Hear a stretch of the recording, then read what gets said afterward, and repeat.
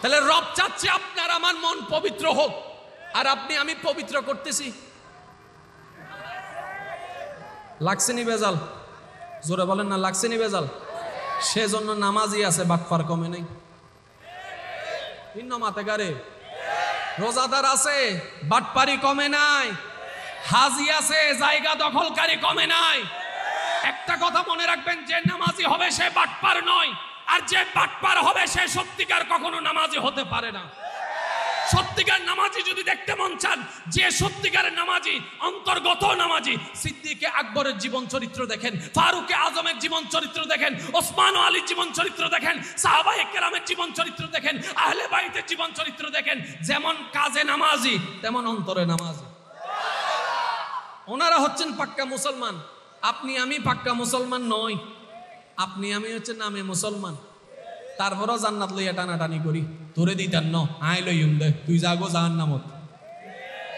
কথা বলেন না রে ভাই? কষ্ট পাচ্ছেন আমার কোনো কথায়? কারণ বাস্তবতা আপনি মানতে না পারেন, এটা আপনার ব্যক্তিগত উইশ। আপনি পারেন, আপনি দ্বিমত পোষণ করতে পারেন, কিন্তু বাস্তবতাকে কখন আপনি মিথ্যা বানাতে। আল্লাহ আল্লাহ, আমি শেষ করে দিই। আপনাদের কষ্ট হচ্ছে না? আবার দেখেন কারো মোবাইল হারাইলে কিন্তু আমার নামে মামলা দিতে পারবেন, আমি কই রাখছি, এটা আমি বলে রাখছি। সবাই মিলে একবার দেখি নাতে রসুল একটা পড়ি। আমি ওনাদের সামনে আর কি নাতে রসুল পড়বো, এখানে তো সুরের বাহার বসে আছে, তারপর একটু জন্ম আমার নবীর যুগে হলে কেমন হতো, জন্ম আমার নবীর যুগে হলে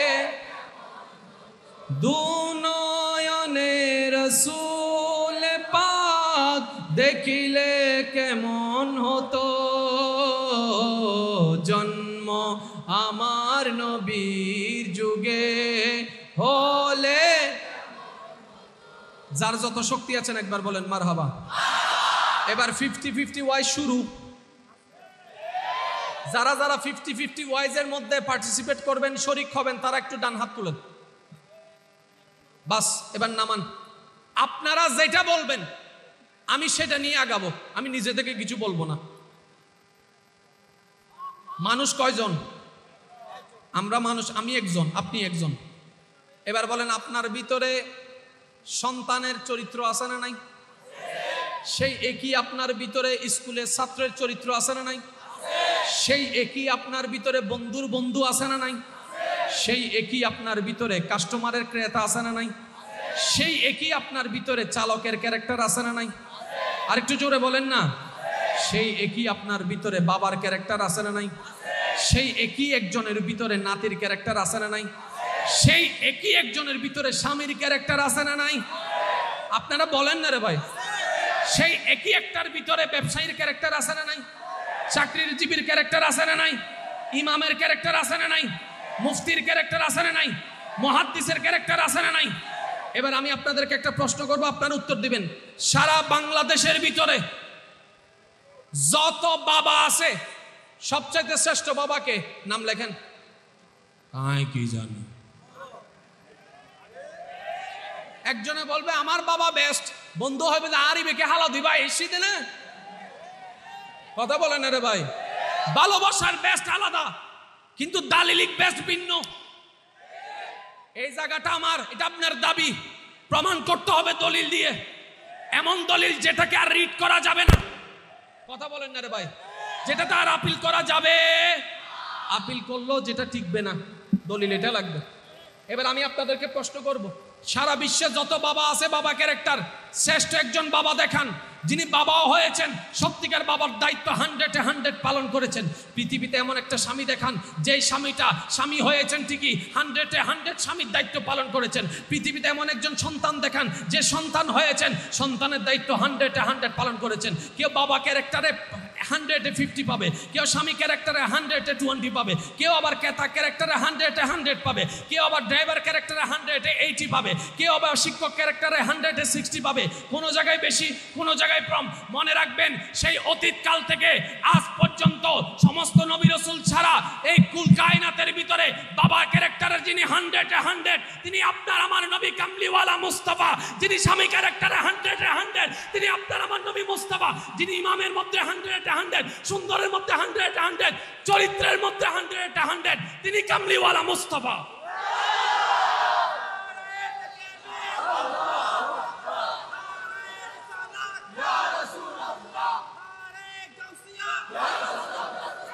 जिसका कोई सानी नहीं वो नबी हमारा है। সুবহানাল্লাহ। এটা আপনার বিবেক যদি সুস্থ হয় তাহলে আপনি বুঝবেন। বাবা দেখান নবীর মতো একজন বাবা, নাইটা জোরে বলেন না। স্বামী দেখান একজন আপনার নবীর মতো স্বামী। ইমাম দেখান একজন নবীর মতো ইমাম। আরেকটু জোরে বলেন না। কর্তা দেখান একজন নবীর মতো কর্তা। দায়িত্ববান দেখান একজন নবীর মতো দায়িত্ববান। আরেকটু জোরে বলেন না। একজন উপদেশদাতা দেখান নবীর মতো।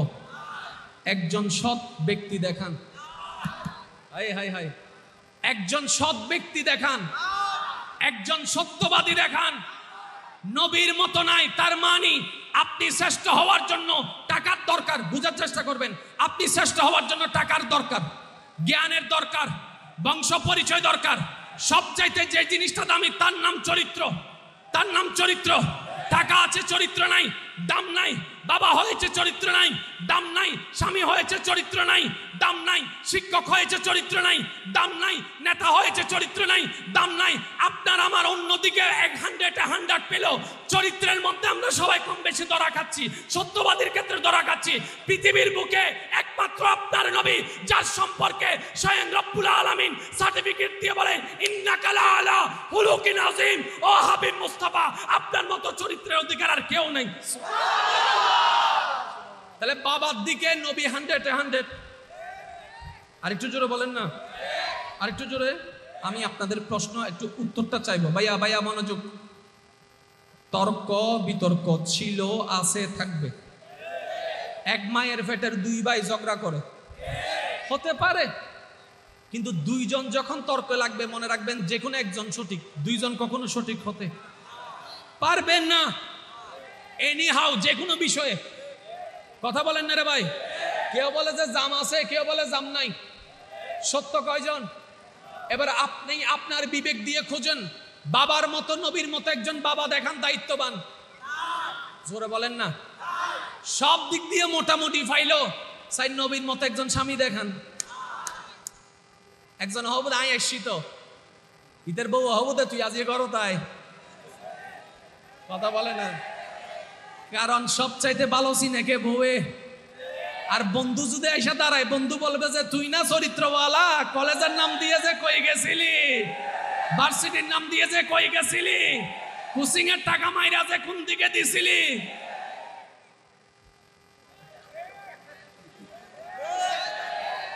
এবার দেখেন বাবা চরিত্রে নবী 100-100।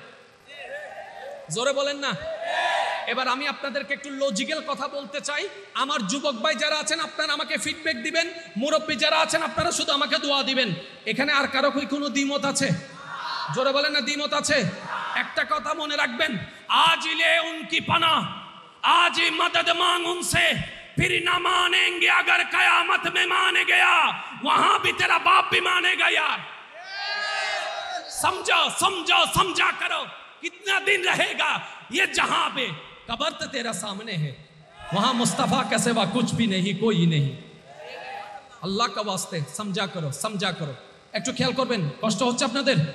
বিরক্ত হচ্ছেন ভাইয়েরা? তাহলে বাবার মতো নবীর মতো বাবার কেউ, নানার মতো নবীর মতো নানার কেউ, স্বামীর মতো নবীর মতো স্বামী আর কেউ, ইমামের ক্ষেত্রে নবীর মতো ইমাম। তাহলে সব দিক দিয়ে আমাদের নবী 100-100। এবার আপনি যখন কাউকে ভালোবাসেন, দাম দেন, সম্মান দেন, কয়টা জিনিস বললাম? আচ্ছা আপনারা কথা বলেন 10 মিনিট, আমি বন্ধ করে রাখছি, আপনারা বলেন, শেষ করুন। আপনারা দেখছেন আমার কষ্ট হচ্ছে, তারপর আমি চালাই যাচ্ছি। আপনারা একটু সহযোগিতা করার দরকার আছে না ভাই? আচ্ছা আমার আওয়াজ কি সবাই শুনতে পাচ্ছে? শুনলে একটু আওয়াজ দিবেন। আপনি কাউকে ভালোবাসলে, সম্মান দিলে, দাম দিলে কয়টা কারণে দেন একটু খেয়াল করবেন। পাওয়ার, জি স্যার অনজিল্লাহ আর হনো হতা নাই। তাহলে একটা টাকার কারণে আর একটা পাওয়ারের কারণে, এগুলা এখান থেকে আসে, মন থেকে আসে। মন থেকে আসার জন্য কয়েকটা জিনিস, কিরে হ্যাঁ ইকে চাইতাম। আচ্ছা আই লাভ ইউ, উচ্চ আওয়াজ একবার বলেন মারহাবা। কেউ কারো প্রেমে পড়ে চেহারা দেখে, কেউ কারো প্রেমে দেখে পড়ে হাসি দেখে, কেউ কারো প্রেমে পড়ে চোখ দেখে, কেউ কারো প্রেমে দেখে চলা পড়ে, কেউ কারো প্রেমে পড়ে হাঁটা দেখে, কেউ কারো প্রেমে পড়ে জ্ঞান দেখে, কেউ কারো প্রেমে পড়ে কথা দেখে, কেউ কারো প্রেমে পড়ে চরিত্র দেখে। কথা বলেন না, যেটাকে আমরা ব্যক্তিত্ব বলি। কথা বলেন না রে ভাই। এই সমস্ত কোয়ালিটি দেখে আমরা কিসে পড়ি? জোরে বলেন না, কিসে পড়ি? আওয়াজ বড় হলে আমি আগাবো। কিসে পড়ি? এবার আসেন, আপনার চেহারা আমার চেহারা সুন্দর তিন প্রকার। মনে রাখবেন আমার যুবক ভাইয়ের, এটা আমার কথা না, বিশ্বসেরা একজন বিউটিশিয়ান তার বই লিখেছেন, ওখানে এই ব্যাখ্যাটা দিয়েছেন। সুন্দর তিন প্রকার। একটা সুন্দর দূর থেকে সুন্দর লাগে, কাছে গেলে। এটার বাস্তব প্রমাণ রমজান মাসে যখন আপনারা মার্কেটে যান, দূর থেকে দোকান একটাতে কাপড় দেখছে, মা চলছো না ইন্দে যাই যাইয়ে রে। একটা সুন্দর দূর থেকে লাগে, কাছে গেলে লাগে। আরেকটা সুন্দর কাছ থেকে লাগে, দূর থেকে লাগে। আরেকটা সুন্দর এক দুইবার তিনবার তাকালে সুন্দর লাগে, বারবার তাকাইলে। যেমন পালসার, আইফোন প্রথম যেদিন কিনছে সেদিন রাত্রে ঘুমাইছে এমনি করে, 3 মাস পরে সেটা শেষ। 3 মাস পরে যে পালসার নেওয়ার জন্য মা বাবাকে বাত পর্যন্ত হারাম করে দিছে, ছেলে ঝগড়া করে, সে পালসার আজকে ময়লা হয়ে পড়ে আছে, দোয়ার টাইমও পাচ্ছে না। কারণ আবেগ সবসময় ক্ষণস্থায়ী, এটা শেষ হবেই হবে। তাই যুবক ভাইদেরকে বলি, যুবতী বোনদেরকে বলি, ভাই এই সামান্য মায়ায় পড়ে মা বাবার চেহারায় কলঙ্ক দিও না। পালাই বিয়ে করে মা বাবাকে সমাজে বেইজ্জত করিও না রে বোন। আল্লাহর ওয়াস্তে বুঝার চেষ্টা করবেন।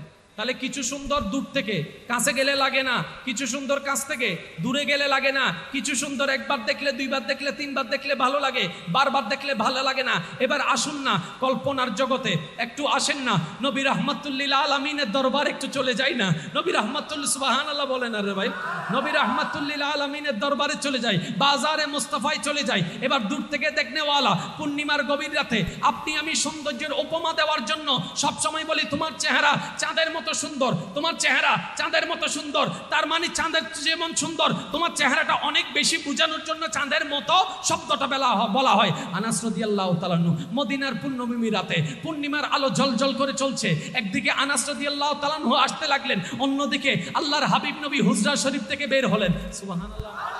আপনার নবী, আমার নবী, আমাদের নবী হুজরা শরীফ থেকে বের হলেন, ঘর থেকে বের হলেন। এদিকে আসমানের চাঁদ জলমল, এদিকে আল্লাহর হাবিবের চাঁদ জলমল করছে, নূর জলমল করছে। হযরত আনাস রাদিয়াল্লাহু তাআলা আনহু একবার চাঁদের দিকে তাকায়, একবার নবী রাহমাতুল্লিল আলামিনের দিকে তাকায়, একবার চাঁদের দিকে তাকায়, একবার নবী মুস্তাফার কামলিওয়ালা চেহারার দিকে তাকায়, একবার চাঁদের দিকে তাকায়, একবার ওয়াদুহাওয়ালা চেহারার দিকে তাকায়। আনাস রাদিয়াল্লাহু তাআলা আনহু বলে, ওয়াল্লাহি আল্লাহর কসম করে বলি, সারা বিশ্বের সৌন্দর্যের উপমা দিতে চাঁদের সাথে তুলনা করে আমি আনাস বলি, সবাই তাকিয়ে আছে চাঁদের দিকে, আর সেই চাঁদটা তাকিয়ে আছে নবী মুস্তাফার চেহারার দিকে।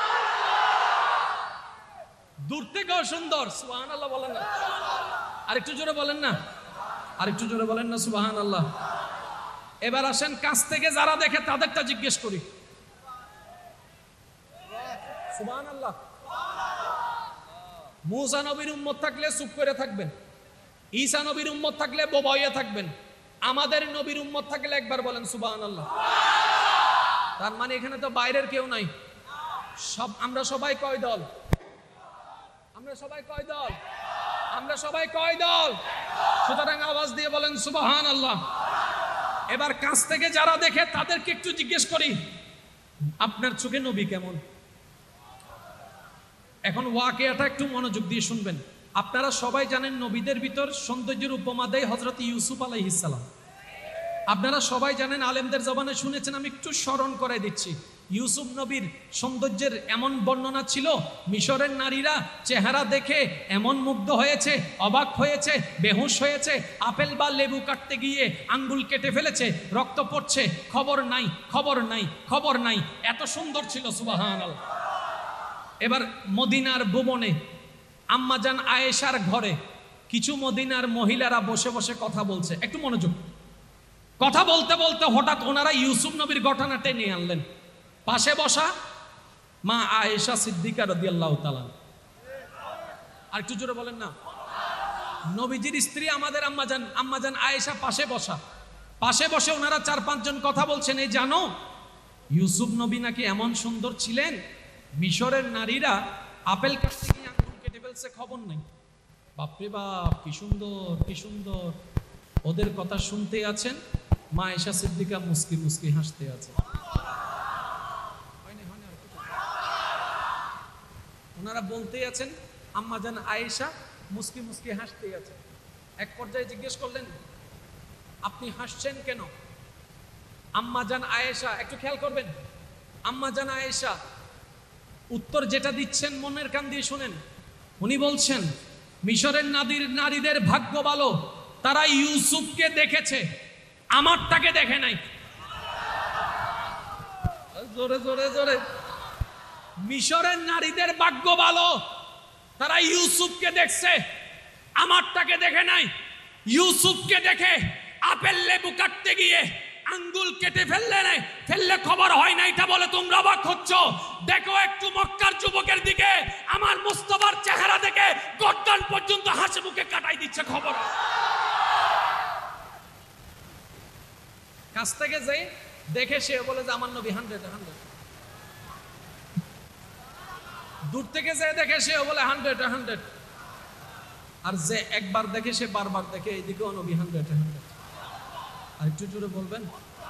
তাহলে সৌন্দর্যের দিকে আমাদের নবী 100, এটার সাথে টক্কর লাগবেন এমন কেউ থাকলে হাত তুলেন। নবীর সৌন্দর্যের সাথে টক্কর লাগার মতো কেউ আসেনি বাংলাদেশে? ইন্ডিয়া, পাকিস্তানে, দুবাই থেকেও আছে, সারা পৃথিবীতে কেউ আছে? আরে জোরে বলেন না, সারা পৃথিবীতে কেউ আছে? আমাদের সৌন্দর্য তো এমন, আমরা যখন কাউকে পাম দেওয়ার জন্য বলি তুমি চাঁদের মতো সুন্দর, চাঁদে হয়তো চিল্লাই বলে, আর মানুষ খুঁজে বাস নাই আমার সাথে তুলনা দিত। কথা বলেন না কেন? এবার আপনাদের কাছে আমি একটা বিবেকবানের কাছে প্রশ্ন রাখতে চাই, চেহারা সুন্দর আসল সুন্দর না চরিত্রের সুন্দর? আরো জোরে বলেন, কার সুন্দর? এই চরিত্র নষ্ট করার মধ্যে অন্যতম একটা কাজ হচ্ছে মিথ্যা, যেটা আপনার আমার সবার জীবনে কম বেশি আছে। পৃথিবীর বুকে একজনের ডিকশনারিতে মিথ্যা বলে কোনো শব্দ নাই, তিনি হচ্ছে আমাদের নবী রাহমাতুল লিল আলামিন।